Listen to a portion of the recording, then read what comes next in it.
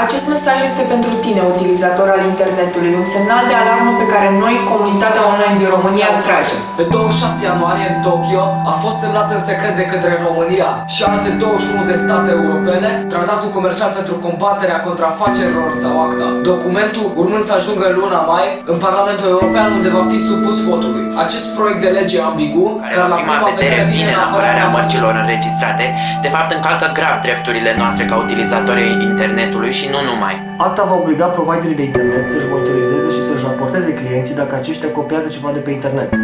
În aeroporturi îți vor putea confisca sau chiar distruge gadgeturile în caz că se găsește vreun material descărcat de pe internet. Și vei risca până la 5 ani de închisoare dacă nu respecti regulile impuse de ei. Este aceeași sentință care o primește un violator sau un criminal. Părinții noștri au luptat și s-au sacrificat pentru a scăpa de limitările comunismului. Pentru ca noi, noua generație, să avem un viitor mai bun și să fim liberi. Liberi să ne exprimăm. Liber să gândim. Liber să fim auziți. Acesta este un mesaj din partea noastră.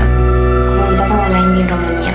Oameni simpli care văd internetul ca pe una dintre cele mai grozave invenții ale omului. Oameni care în lumea internetului au găsit răspunsuri și au găsit pasiunea și au făcut prieteni. Nu vrem să fim privați de acest drept de a ne exprima liber pe internet. Nu vrem să fim monitorizați și tratați ca niște criminali pentru că am trimis un articol interesant unui prieten.